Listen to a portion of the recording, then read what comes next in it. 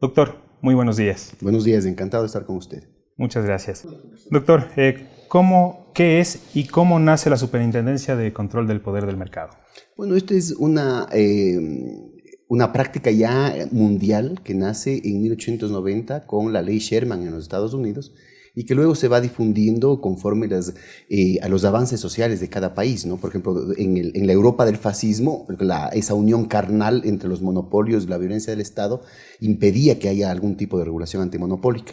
En América Latina son, por ejemplo, los gobiernos de Getúlio Cárdenas, de Lázaro Cárdenas, de Getúlio Vargas, de Perón, de Irigoyen, los que inician con este tipo de propuestas. Y luego, durante la época neoliberal, se intenta darle la vuelta para permitir o facilitar la privatización de las empresas públicas o para permitir la penetración de las transnacionales en contra de los grupos locales. En el caso del Ecuador, realmente solo podemos tener, ya somos de los últimos países en que pone su normativa antimonopolio, somos la número 129 de las 133 agencias que existen en el mundo, y lo logramos hacer solamente con la Revolución Ciudadana, ¿no? Porque inclusive un Congreso controlado por fuerzas de derecha hace 15, 16 años ya aprobó una ley muy parecida a la actual nuestra, que ya es disminuida respecto a lo que tenía los Estados Unidos hace 126 años, ¿no? Pero hubo las presiones de ciertos grupos empresariales que hicieron que el vicepresidente de la República, que era del mismo partido de los diputados que lideraban esta iniciativa desde la derecha, asuma la presidencia con el exclusivo propósito de vetar la ley. Y bueno, desde que tenemos la ley ha habido todo tipo de ataques en las redes sociales, en los medios de comunicación, una conspiración del silencio para evitar que se conozca el trabajo que hace la superintendencia y luego la distorsión de la información que culmina en un intento de destruir la superintendencia, de eliminar, de invisibilizar, de suprimir lo que hasta ahora se ha ido logrando a nivel de los nuevos derechos ciudadanos. Ya.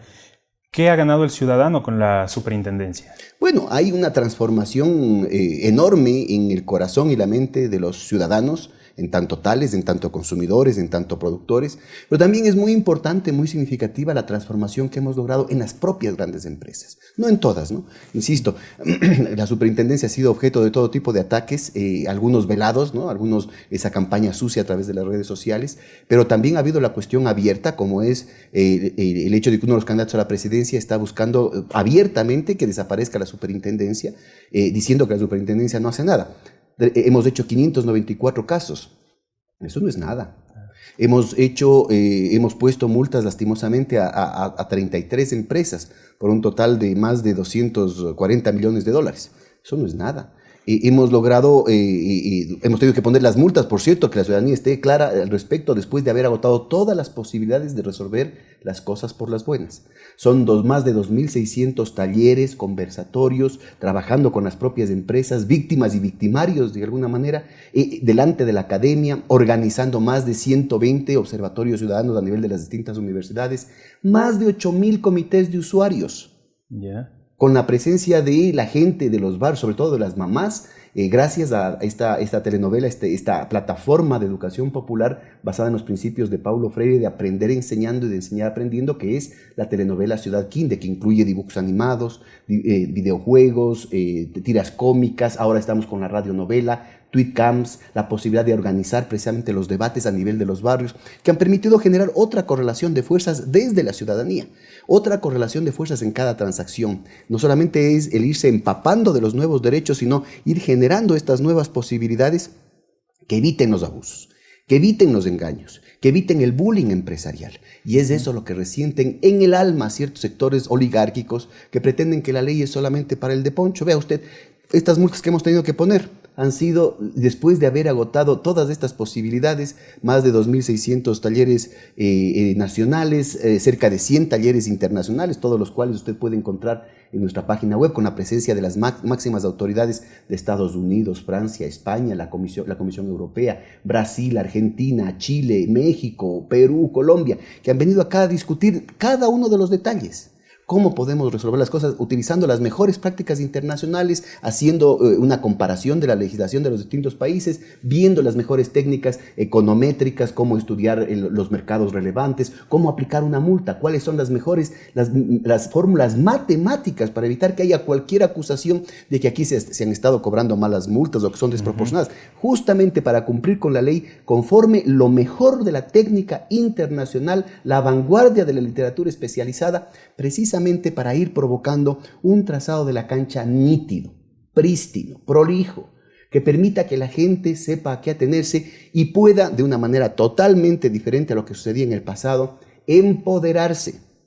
Aquí no se trata de la superintendencia como tal, aquí se trata de la superintendencia como garante, como quien establece simplemente el escenario donde es la ciudadanía la que, consciente de sus derechos, pero también asumiendo responsabilidades, genera otra dinámica del mercado. Ya.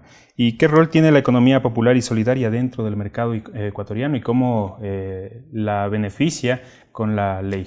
Esta es una pregunta muy importante. Verá, a diferencia de lo que pasa en los países del norte, acá tenemos monopolios hasta en la sopa. Tenemos estudios muy especializados a 400 sectores del Producto Interno Bruto, utilizando los índices técnicos que corresponden a esta área, el Herfindahl-Hirschman, el de Gini, el de las 4 empresas más grandes, en fin, una serie de técnicas que son reconocidas de manera estándar a nivel internacional, y en todos ellos estamos con niveles de concentración que no son saludables. Sería una necedad pretender resolver las cosas sobre la base de la multa, sobre la base de la regulación. Aquí lo que hay que es promover nuevos operadores, nuevos mercados, nuevos productos y que la gente tenga el derecho a saber de esas posibilidades, que la gente tenga derecho a promocionar sin esa asimetría brutal que existe entre esos bolsillos profundos con unas campañas de publicidad atosigantes, ¿no es cierto? Claro. Y la gente que está íngrima, que a duras penas puede sobrevivir. Así es que hemos tenido justamente una serie de desarrollos sector por sector, frutos de estos conversatorios, de estos miles de conversatorios, de talleres que hemos hecho. Hemos logrado sacar ya 24 manuales de buenas prácticas comerciales, sector por sector de la economía, para dejar clarito que nadie tenga, se dé a engaños o a interpretaciones antojadizas respecto a esto. Las empresas puedan ahorrar plata y lo que usted dice, las empresas, los productores que han estado históricamente relegados, ahora tengan un espacio. Se han abierto puertas históricas. Vea, con el manual de los supermercados de fines del 2014, hemos logrado cerrar el diciembre del 2016 con más de $1.000 millones de productos de la economía popular y solidaria en las perchas de los supermercados, sin un solo dólar de gasto estatal, porque además estábamos en plena situación de caída de los precios del petróleo. Así es que hemos logrado, sobre la base de la organización popular, 344 asambleas productivas por los distintos sectores del país, organizando a productores que ni habían soñado siquiera con la posibilidad de vender a los supermercados y que por primera vez empiezan a resolver todo. El tema de los permisos sanitarios, por ejemplo, que antes nos decían, mire, no se puede hacer en términos responsables en menos de 8 meses, un año. Con los propios funcionarios del ARSA logramos reducir el tiempo a 2, 3 semanas e inclusive lográbamos que las universidades, como parte de las prácticas profesionales, hagan los exámenes de laboratorio de manera gratuita, que los organismos seccionales de partidos políticos, inclusive de la oposición, estén ayudando, subvencionando parte de los costos de esos permisos, trabajando en la cuestión cooperativista, en la cuestión de la economía solidaria, ¿no es cierto? Por ejemplo, generando unos consorcios que permitan reducir los gastos, reducir los costos, autodisciplinarnos, preparándonos con el acompañamiento de universidades públicas y privadas, nacionales y extranjeras. Hay 18 universidades argentinas, hay 25 en total de toda América Latina que están trabajando de manera gratuita en este proceso que revoluciona la metodología de las cadenas de valor, constituyendo un mercado final, por ejemplo el de los supermercados, pero también más de 120 millones de las compras públicas, pero también el espacio que tienen en las refrigeradoras de la Coca-Cola, de la Pepsi-Cola, de la Tesalia, de la Tropical, y ahora va a venir de las cervezas. Es decir, abriendo estos mercados desde el principio y luego hacemos aguas arriba, una ingeniería reversa metiendo full tecnología, reduciendo los costos, diversificando, aplicando los mejores estándares sanitarios, manufactureros, en cada uno de los sectores. Es decir, no es que porque son pobrecitos se les cobra, ¿no? Nada de eso.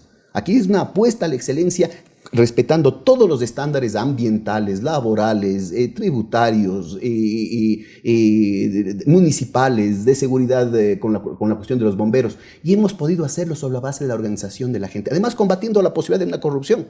Vea usted, de lo que tocaba antes, que iba el campesino, iba el indígena, iba el artesano a pedir en el ministerio o en la dirección municipal o en la superintendencia tal, que le den este permiso y le decían, vuelva la próxima semana, se cayó el sistema, se perdieron sus papeles, tráigame las 5 copias a color. Lo que le hemos oído al presidente de la República, que se pasa todo el tiempo exigiendo que se resuelvan estos problemas. Bueno, se van eliminando esta situación porque es el funcionario el que va a la asamblea. Y en la asamblea es parte de una comisión multipartita en la que están obviamente los productores, están las universidades públicas y privadas, los gobiernos seccionales de la oposición, de cualquier lado. Aquí el mérito es cualquier disputa, inclusive futbolística, se la resuelve fuera de las puertas de la asamblea. Dentro de la asamblea, a olvidarnos de los odios, a olvidarnos de los celos, a olvidarnos de las antipatías y los caprichos y a sacar el país adelante. Hemos logrado en tiempo cortísimo colocar productos de operadores que ni habían soñado con eso, que no tenían ni pagado el RICE, por ejemplo, el impuesto simplificado, que no tenían resuelto los problemas de los permisos municipales, que no tenían ni idea, porque ni siquiera eran convocados desde lo que el supermercado necesitaba, sino que se les convocaba qué es lo que usted quiere producir y organicémonos para resolver los obstáculos. Con eso, ¿qué posibilidades de corrupción hay a nivel local, por ejemplo? Cuando es el funcionario el que tiene que ir y resolver las cosas delante de la asamblea. Cuando es el profesor, el investigador, el funcionario de la universidad pública o privada, la que tiene que delante de la asamblea responder por los fondos que tiene para la investigación, por ejemplo, o de los recursos que ha tenido para la nueva infraestructura, para los laboratorios. Cuando es el estudiante el que tiene que cumplirle a la gente primero. No es que puede hacer un estudio mediocre, una monografía mediocre, una tesis mediocre. Es que su relación, su vinculación a la comunidad está definiendo una nueva relación, una nueva orientación de la universidad, de la ciencia, de la tecnología, desde los intereses de la gente, desde los intereses populares que han estado históricamente regados. Así es que esta nueva metodología está teniendo tanto impacto, no solamente acá, sino a nivel internacional, que hay muchísimo interés no solamente de los gremios de la economía popular y solidaria, de Alampymes, por ejemplo, la Asociación Latinoamericana de la Pequeña y Mediana Empresa, de la red mundial de productores de la economía popular y solidaria, sino también de las autoridades. En el gobierno argentino, que es un gobierno de derecha, el presidente Macri, un ministro también de derecha, como es el señor Prat Gay, propuso la ley de góndolas y la propuso diciendo, acogiendo la iniciativa del proceso izquierdista del Ecuador, vea. Entonces ya se olvidan estas barreras de las izquierdas y de las derechas y se empieza a ubicar que desde una cuestión técnica es posible generar opciones, es posible generar caminos nuevos que son necesarios, que son indispensables, rompiendo todo tipo de dogmas. Que se olviden de que esto de aquí es de los que están a favor del Estado contra los que están a favor del mercado. Esta cultura de los odios hay que acabar para, al contrario, generar sinergias. Ver cómo se saca lo mejor de todos lados, poner en primer lugar ni el Estado ni el mercado, sino la ciudadanía, una ciudadanía empoderada, ligada no solamente al ejercicio de nuevos derechos, sino lo más importante, asumir nuevas responsabilidades. Y en ese proceso, vea, el Ecuador, el proceso ecuatoriano está enterito. Tenemos una ciudadanía que más allá de cualquier cuestión electoral, quiere seguir con las transformaciones profundas, quiere seguir con el proceso maduro de asumir nuevas responsabilidades, de construir nuevas capacidades desde el territorio, desde la comunidad. Entonces, por ejemplo, esos $1.000 millones que se podían haber ido a importaciones, inclusive empeorando la situación de balanza de pagos en medio de la caída de los precios del petróleo, que se hubiera desaparecido, porque ahora con la dolarización esa plata que se paga fuera desaparece físicamente de la circulación interna. Antes quedaba circulando en los SUCs, por lo menos, ¿no es cierto? Claro. Ahora, ¿no es cierto?, hemos logrado contrarrestar esa situación macroeconómica tan fregada que genera estrangulamientos en la liquidez, pero sobre todo revertir la ley del embudo, porque obviamente los billetes desaparecen más rápido de unos bolsillos que de otros, ¿no es cierto, compañeros? Más rápido de ciertas ciudades, de ciertos barrios que de otras. Aquí hemos logrado que desde el territorio, desde la comunidad, desde los sectores más pobres, con estas 344 asambleas productivas, vaya construyéndose otro tejido social, vaya generándose empleo, vayan generándose ingresos, vaya generándose una relación de comprarle al vecino para ir estructurando una movilización de las fuerzas productivas locales y estableciendo otra dinámica en el proyecto de desarrollo. Y esto, y esto lleva a la democratización del mercado. A la democratización del mercado desde el productor y desde el consumidor, no solo desde el productor, ¿no? Entonces, por un lado y que no es solamente el tema económico, Es también esta situación de recuperar la autoestima, de romper con ese complejo de inferioridad con el que nos bombardean de manera sistemática, diciendo que no podemos, que no valemos, que somos subdesarrollados, que somos longos, que somos indios, que somos negros, que somos mestizos y por eso no valemos nada. Y que al contrario, vea, no solamente es la plata, son más de $1.000 millones, pero además es el hecho de que ya está el caldo de patas, la guatita, la hallaca, la humita, el encebollado, el ceviche, el chicharrón, están ya en los supermercados. Y todavía tenemos que seguir peleando contra esa visión que nosotros mismos nos autoimponemos, ¿no es cierto? Somos prisioneros. Nos vemos en el espejo y como no le vemos a la Angelina Jolie o al Brad Pitt, nos sentimos basura. Que la gente se reía y decía, ay, pero qué exagerado que eres. ¿Cómo vas a querer que esté la tripamishki, que esté el jaguar locro, que esté el cuy en el supermercado? ¿Por qué no? ¿Y por qué está la pizza? ¿Por qué está sin ningún problema el hot dog y la hamburguesa? Porque nosotros mismos nos convertimos en nuestros verdugos.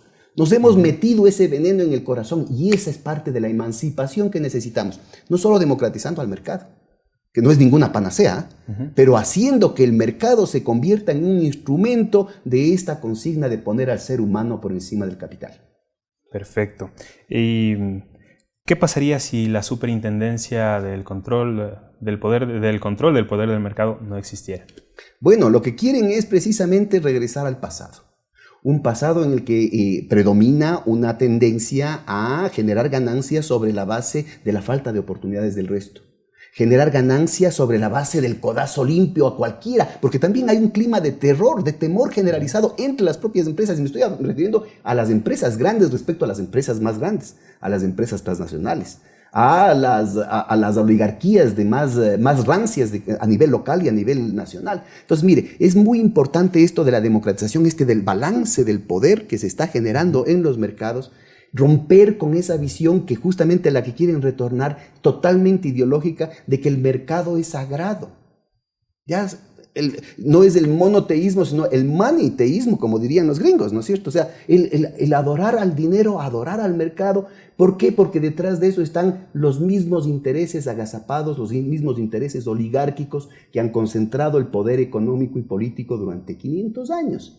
Y esto que estamos haciendo, el que los pequeños productores puedan tener puertas abiertas, por primera vez estén negociando docenas y docenas de rondas de negocios directamente con los gerentes de los supermercados, eso les parece una barbaridad. El que se haya logrado eliminar la venta de productos caducados, que era una forma de apartheid aquí en el Ecuador, porque mientras más se pasaba la fecha de expiración, lo mandaban más a zonas indígenas, a zonas mestizas, a zonas montubias, a zonas morenas, a las zonas más remontadas, ¿no es cierto? Porque para que la gente coma basura, con todo ese efecto que tiene sobre la salud de la gente, porque les importa un comino la salud de la gente, pero también generando una dinámica de la competencia, en la que obviamente cualquier emprendedor que quiera hacer bien las cosas, esmerándose por tener un buen producto, por cumplir con las leyes, las mejores normas, iba a terminar perdiendo porque la competencia vendía basura, pues y le salía muy bien.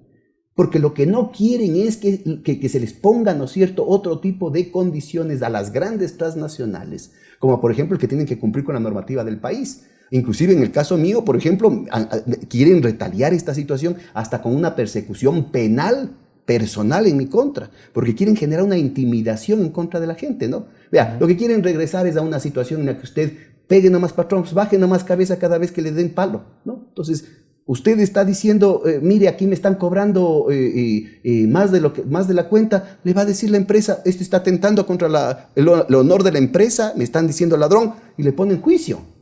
O si usted dice, vea, no es esto lo que dice, lo que usted me está diciendo no ha sido lo que verdaderamente me vendió, me dice, ¿usted me está diciendo mentiroso? Entonces está atentando contra el honor de la empresa y le ponen juicio. Y ellos tienen la plata para hacerlo, porque a la final no son ellos los que pagan, sino que paga usted. Verá, usted está pagando en el precio del bien o en el precio del servicio los honorarios de los abogados, que ganan más mientras más se extiende el conflicto judicial, y ganan más mientras más se escala el problema, inclusive a nivel, por ejemplo, internacional. Pero paga usted 2 veces porque usted también paga los costes judiciales, pues. Usted paga a los juzgados en los que hay 10.000 apelaciones, en los que hay una cantidad de cosas. Hay juicios, vea, por multas de $200 que estas grandes empresas los han estado extendiendo por años y años. Y no estoy hablando de 10 o 20, estoy hablando de 100, 200, 300 juicios de poca monta en aquellos que están dispuestos a pagar mucho más a los abogados, muchos más a los troles que se encargan de hacer esta campaña sucia para desprestigiar a las instituciones, a los servicios servidores públicos y salirse con la suya, porque la ley es solamente para el de poncho y ellos están aquí para hacer lo que les da la gana. Eso es lo que precisamente quieren, destruir todo lo que se ha hecho. Y quieren además invisibilizar las cosas. Por eso dicen, no se ha hecho nada. Y aquí estamos hablando inclusive de algunos sectores que se dicen de izquierda, que han dicho que no se han hecho nada. Son 45 juicios en sede judicial que se siguen, incluyendo el ataque personal penal en contra del superintendente para amedrentar a la ciudadanía. Son más de 2.600 eventos nacionales, cerca de 100 talleres internacionales. Estamos hablando de que producto de eso han salido 93 publicaciones del más alto nivel técnico y tenemos una filmoteca con más de 1.500 conferencias del más alto nivel con las autoridades de cada uno de los temas a nivel mundial que garantizan que cada uno de los procesos, de esos cerca de 600 procesos, se lo han llevado con el mayor rigor y con lo más avanzado de la literatura especializada. Estamos hablando tenemos hasta una telenovela. Porque por un lado tenemos que construir un interlocutor calificado, tenemos 120 ya observatorios ciudadanos, como por ejemplo la Red Nacional de Salud, que incluye facultades de medicina, farmacia, enfermería, trabajo social, dispensarios del Seguro Social Campesino, colegios profesionales y trabajadores hospitalarios. Pero también tenemos, además de los 8.000 comités de usuarios, que es el ciudadano de a pie, tenemos también un proceso de llegar a la ciudadanía, sobre todo a los sectores más vulnerables de los abusos, de los engaños en el mercado. Las mamás. Porque ¿quién es el que hace las compras en la casa? Claro, normalmente son las mamás y en muchos casos como jefas de familia. Entonces, estamos hablando de personas llenas de problemas que no quieren meterse la cabeza con estos discursos aburridos que da el superintendente. ¿Cómo logramos capturar la atención de gente que está con 10.000 problemas, gente que está cansada? Pues lo hemos hecho a través de Ciudad Quinde, que es una telenovela, la primera telenovela interactiva, que permite que la gente pueda empaparse de sus problemas y así hemos logrado un proceso de educación popular, de participación popular sin precedentes. La eliminación de los productos caducados, de la venta de productos caducados se hizo sin una sola multa, solo sobre la base de la concientización, de la organización de la gente en el barrio. Hemos logrado parar, vea, en marzo del 2015, intentaron hacer aquí en el Ecuador lo que están haciendo en Venezuela, lo que han hecho en Chile, en Argentina, en otros países, ¿no? Que es manipular el mercado para crear una escasez artificial, acaparando los productos, creando una inflación artificial. Acuérdese que con el pretexto de las sobretasas arancelarias empezaron a subir los precios en el 30, en el 40%, y más bien dicho, afortunadamente no se ha de acordar porque no pasó a mayores. Imagínense, si a mí me suben en el 30%, la gente decía, yo también tengo que subir en el 30%. Y ahí está, vea, métase Google en el internet y va a ver los noticieros y las primeras páginas de los periódicos en ese sentido. La gente no se dejó, porque este país ha cambiado. Lo que quieren es precisamente hacerle retroceder a la gente a la época en la que se dejaba nomás. Están ardidos porque no pudieron manipular los mercados. Se revirtió ese aumento de los precios, se paró en seco la espiral especulativa y acabamos con una inflación de menos, entre el 3 y pico %. Es decir, mire, intentaron repetir ese chistecito con el pretexto del terremoto, aprovechando, rentabilizando el dolor de nuestros hermanos damnificados, diciendo que como estaban rotas las carreteras, que como estábamos desabastecidos, iban a tener que subir los precios. La superintendencia y los comités de usuarios dijeron, basta, aquí no pasan esas cosas. Y cuando intentan continuar en esta agenda desestabilizadora, por ejemplo, con los rumores que iniciaron en el 2012, acuérdense en la anterior campaña electoral, que los propios bancos mandaron cartas a sus clientes diciendo que ya no es culpa si es que quiebra el banco, para generar un pánico. Lo mismo pasó en el 2015. En el mes de abril, después de lo que intentaron en el mes de marzo, este proceso hiperinflacionario, acuérdense que estamos en dólares, empezaron los rumores de que iban a quebrar los bancos, que nos iban a hacer un congelamiento de los depósitos. Y para hacer efectivo lo que llaman los economistas una profecía autocumplida, fugaron más de 2.500 millones de dólares entre abril y junio, en un momento que estaban cayendo los precios del petróleo para poner a la economía del país de rodillas. Pero la gente no se dejó. Entonces, de lo que estamos hablando no es del aparato del Estado, no es de mandar a la casa, de dejar en el desempleo a 207 funcionarios que han hecho todo lo posible. Póngase a hacer con la calculadora, por favor, las cuentas: 2.600 eventos nacionales, 100 eventos internacionales, cerca de 600 casos, 93 publicaciones, programas de televisión, telenovela, con 207 funcionarios en solamente 4 años y medio. Vea usted todo el trabajo que se ha hecho y se quiere castigar a esa gente porque ha querido hacer cumplir la Constitución y las leyes de la República, pero las cosas van mucho más allá.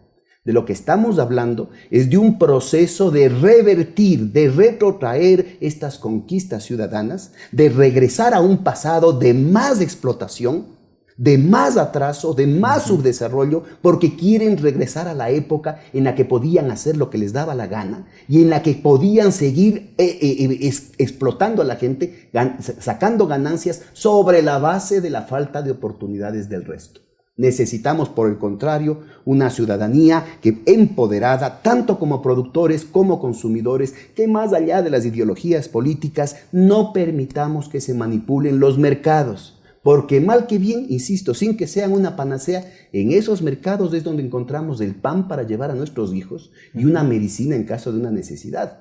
No podemos permitir que se utilice de manera política lo que no pueden lograr en las urnas, ¿no es cierto?, a través de estos mecanismos como lo están haciendo, lo han hecho históricamente y lo están inclusive haciendo ahora con la ayuda inclusive de las nuevas tecnologías del internet, de las redes sociales, estas revoluciones de terciopelo en otras partes del mundo.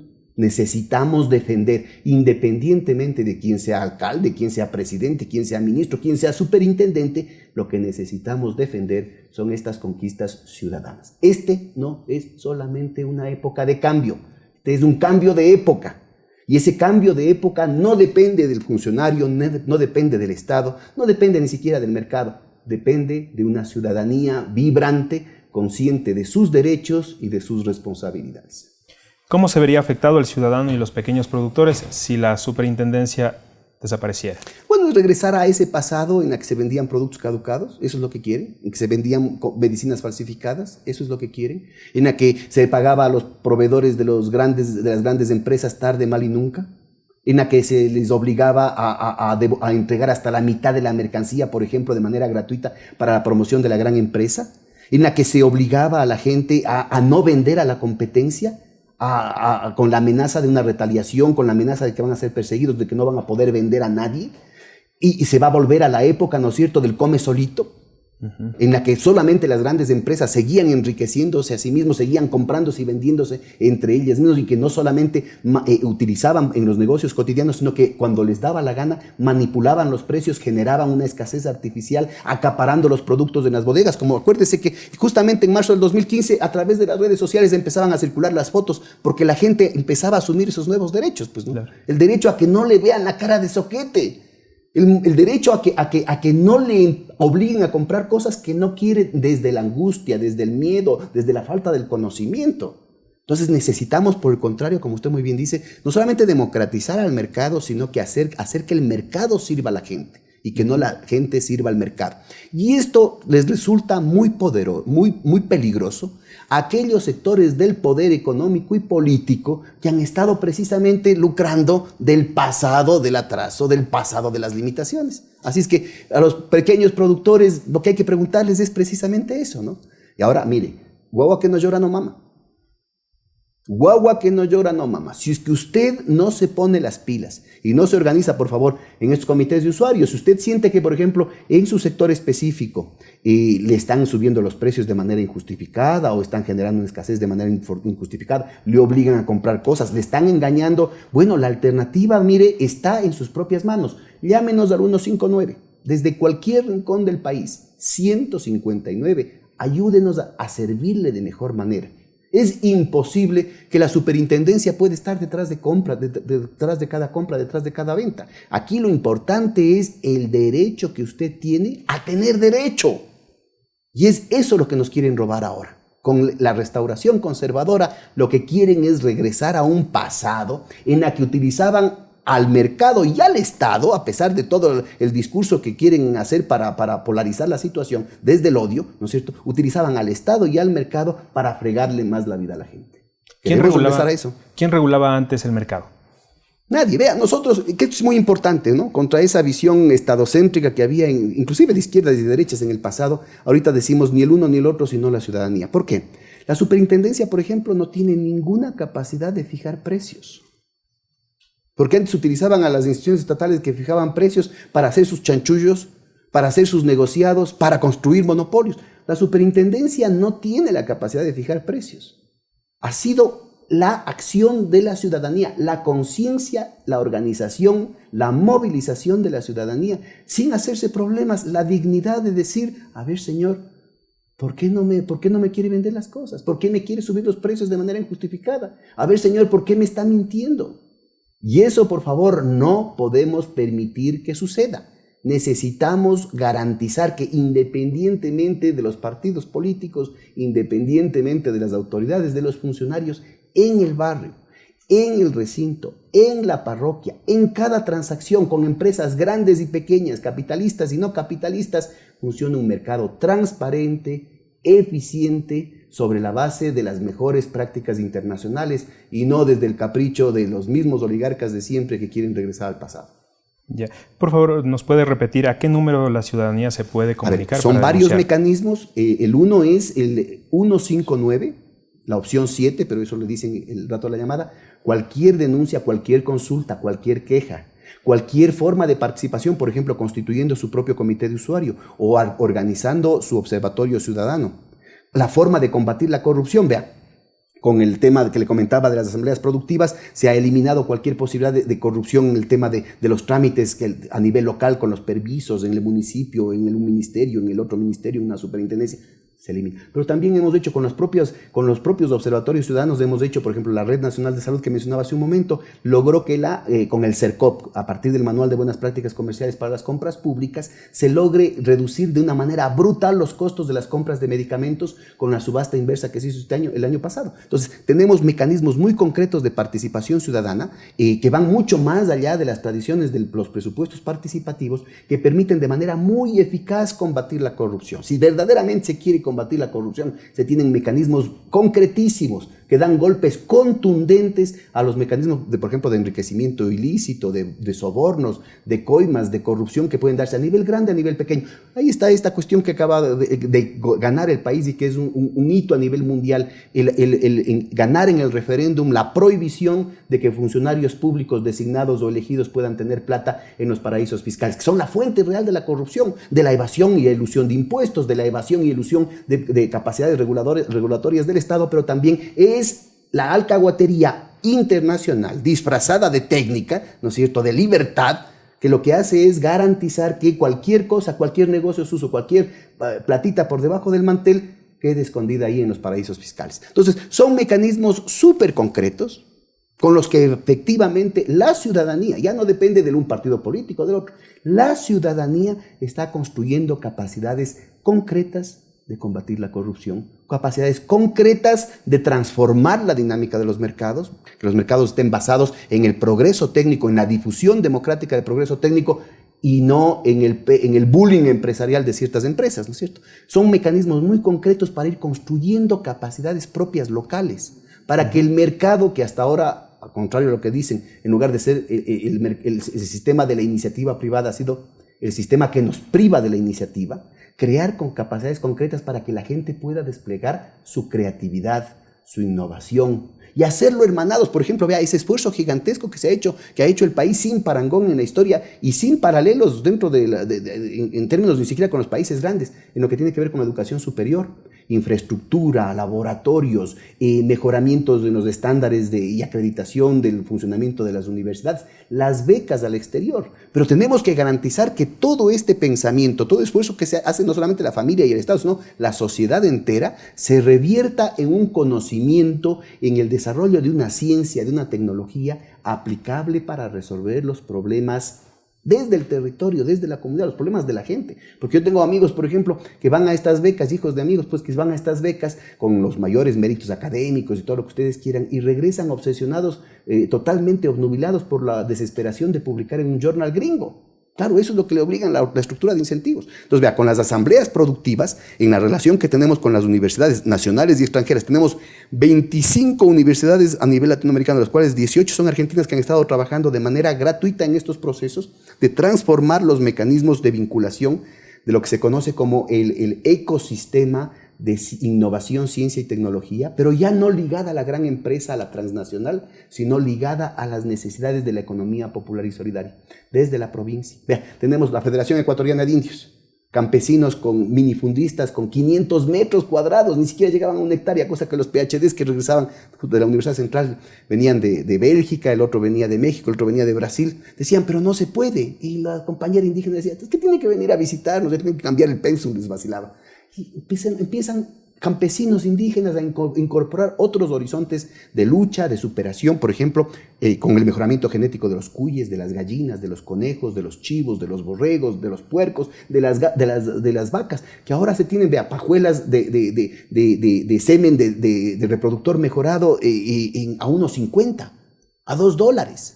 Con la transformación de la matriz productiva estamos hablando de otras condiciones, lo que se conoce en la literatura como las condiciones de productividad sistémica. Es decir, que no dependen del individuo, sino que es parte de la infraestructura, tanto física como cultural y técnica del país, que han transformado la capacidad de respuesta productiva de la gente. Vea, para ponerle un otro ejemplo que no solamente es el caso de que en el primer semestre con el Manual de Buenas Prácticas Comerciales para los Supermercados se logró colocar no el 6% que se le estaba pidiendo a los dueños de los supermercados, sino el 23% de todas sus compras que lograron venir de la economía popular y solidaria en el primer semestre, cumpliendo con todos los estándares e innovando, metiéndole diseño, metiéndole lo mejor que se tenía, precisamente por esta nueva colaboración de la ciencia y la tecnología con el pueblo. También tenemos la respuesta que se dio con el mismo tema de las salvaguardias, que se sabía que iba a ser un tema temporal. Antes se hablaba de una política industrial y era un tema que tomaba décadas. Ahora, en año y medio, de la noche a la mañana, ¿no es cierto?, el Ecuador empezó a producir teléfonos celulares, pantallas de televisión, computadoras, tablets, cocinas de inducción, nuevos tipos de bicicletas de último modelo, de motocicletas, de automóviles, de refrigeradoras, de equipos de sonido. Vea usted. Entonces, no tenemos que cegarnos respecto a las nuevas capacidades que se han construido en el país y que nos van a permitir enfrentar este nuevo episodio de la crisis mundial que se nos viene encima y que esta vez iba a castigar muy duramente a América Latina. Ecuador, con la dolarización, tiene una restricción enorme en el manejo, o sea, en los instrumentales para poder enfrentar estos escenarios internacionales, como lo vimos cuando hubo la devaluación de los países vecinos, ¿no? 85% en el caso de Colombia, 67% en el caso del Perú. Entonces, esta restricción tiene que ser resuelta o tiene que ser compensada sobre la base de la solidaridad, sobre la base de la ciencia, de la tecnología, de la innovación, y no podemos darnos el lujo de regresar al pasado, de ponernos más barreras, y no podemos darnos el lujo de regresar al pasado en el que nosotros mismos somos nuestros propios prisioneros, metiéndonos en la cabeza y en el corazón la idea de que no podemos. Aquí se ha mostrado de que sí podemos y que sí vale el esfuerzo que hacemos. Y lo reconocemos no solamente, lo empezamos a reconocer no solo aquí en el Ecuador, sino a nivel mundial. Este esfuerzo muy modesto que hace la superintendencia en el caso de los mercados tiene un efecto sistémico enorme, precisamente porque la cosa no se concentra en la institución como tal, sino que ya es parte, ya se hace carne de la vida cotidiana de la gente. Una nueva actitud de la gente, una actitud de dignidad, una actitud de reconocerse como dignos de tener derechos y sobre todo el derecho a tener derecho. Y este es un tema que puede venir el gobierno que sea, que aquí la gente va a estar parada de pie defendiendo estas conquistas y no va a permitir que se regrese al pasado. Y más aún porque, insisto, se nos vienen circunstancias externas, exógenas, muy difíciles, que tenemos absolutamente nuevas capacidades ahora y en eso tenemos que estar conscientes para responder en los mejores términos. Listo, doctor, muchísimas gracias por esta entrevista. También a usted, ¿eh? ¿Ya?